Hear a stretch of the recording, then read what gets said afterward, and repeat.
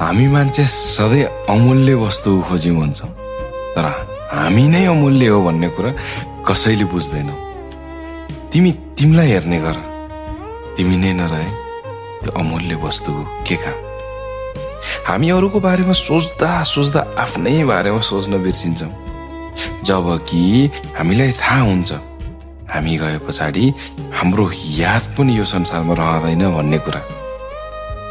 खासमा राम्रो भन्ने यहाँ कोही छैन, नराम्रो भन्ने पनि यहाँ कोही छैन।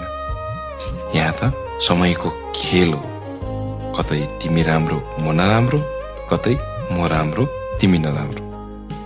म राम्रो छु भन्ने घमण्ड पनि कहिल्यै नगर, म नराम्रो छु भनेर निराश पनि कहिल्यै नबस।